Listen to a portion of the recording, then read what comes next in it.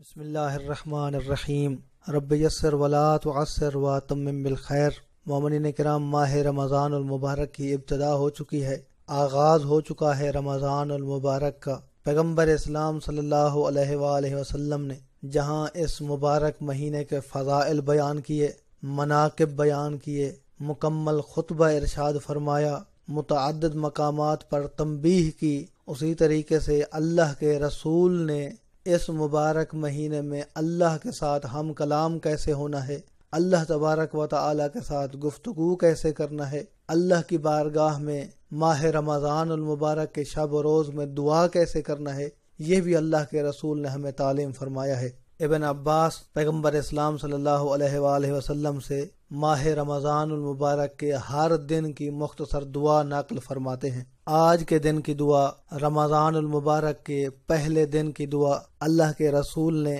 اس دعا کے اندر کچھ اس طرح سے جملات ارشاد فرمائے ہیں: اللہم اجعل صیامی فیہ صیام الصائمین وقیامی فیہ قیام القائمین ونبہنی فیہ عن نومۃ الغافلین وہب لی جرمی فیہ یا الہ العالمین واعف عنی یا عافیا عن المجرمین۔ دعا کا ترجمہ کچھ اس طرح سے ہے: اللہم اجعل صیامی فیہ صیام الصائمین، بار الہا میرے روزے کو روزہ داروں کے روزے میں سے شمار فرما۔ ایسا نہ ہو کہ ہم روزہ رکھیں، اللہ کی بارگاہ میں عبادت کریں، اللہ کی بارگاہ میں قاصد ہمارا ہو کہ ہم روزہ دار ہیں، قاصد ہمارا ہو کہ ہم روزہ سے ہیں، لیکن قیامت کے دن نامہ اعمال میں روزے موجود نہ ہوں، قیامت کے دن ہمارا نامہ اعمال روزہ سے خالی ہو۔ بار الہا ایسا نہ کرنا، ہمارے روزہ کو ریاکاری سے بچانا، ہمارے روزے کو دیگر مصیبتوں سے،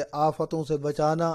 قیامت کے دن ہمارا روزہ داروں والا روزہ ہونا چاہیے۔ وقیامی فیہ قیام القائمین، ماہ رمضان المبارک کے شب و روز میں بندگی کے لیے کھڑا ہونا، عبادت کے لیے کھڑا ہونا، نماز کے لیے ہمارا کھڑا ہونا۔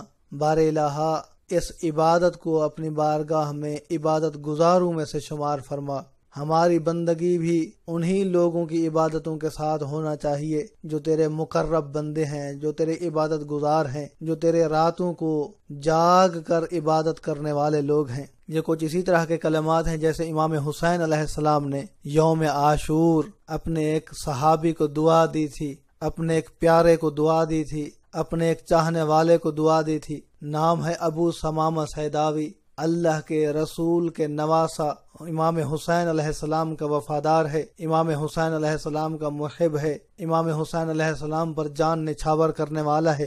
یوم عاشور جب زوال کا وقت قریب آیا، مولا مظلوم کربلا کی بارگاہ میں عرض کرتا ہے: یا ابن رسول اللہ، نماز کا وقت نہیں ہو گیا؟ کیا خیال ہے کہ ہم نماز نہ ادا کر لیں، اپنی زندگی کی آخری نماز، نواز رسول کی اقتداء میں نماز ادا کر لیں۔ اس کی بڑی خوبصورت خواہش تھی، اللہ کے رسول کے پیارے فرزند امام حسین علیہ السلام کے پیچھے نماز ادا کرنا چاہتا تھا۔ امام حسین علیہ السلام کی بارگاہ میں نماز کا تذکرہ کیا تو حسین کی زبان سے بھی دعا کچھ اسی قسم کی نکلی: ابو ثمامہ سیداوی، تو نے نماز کو یاد کیا ہے، جعلک اللہ من المصلین، اللہ تجھے نمازیوں میں سے قرار دے۔ تو پیغمبر اسلام بھی اسی قسم کی دعا تعلیم دے رہے ہیں کہ بار الہا ہمارے روزہ کو روزہ داروں میں سے شمار فرما، ہمارے قیام کو قیام کرنے والوں کے قیام میں سے شمار فرما۔ وَنَبِّهْنِي فِيهِ عَن نَوْمَةِ الْغَافِلِينَ، ہماری زندگی غفلت کی زندگی ہے،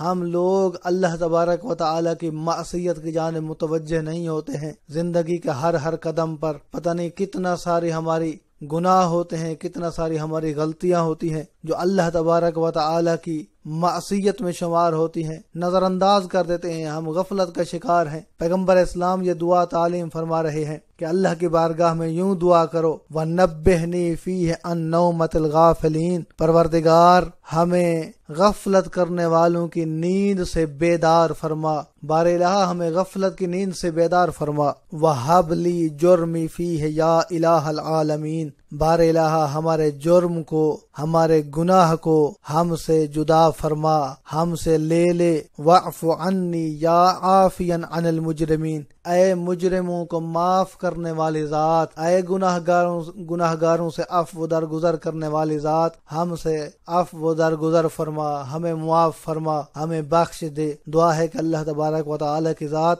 ہمیں ماہ رمضان المبارک سے صحیح معنی میں استفادہ کرنے کی توفیق عطا فرمائے۔ اپنی دعاؤں میں یاد رکھیے گا، اپنا بہت سارا خیال رکھیے گا۔ محمد نکی جسکانی کو حوزہ علمیہ نجف اشرف سے شیعہ پوائنٹ سے اجازت دیجیے۔ والسلام علیکم ورحمۃ اللہ وبرکاتہ۔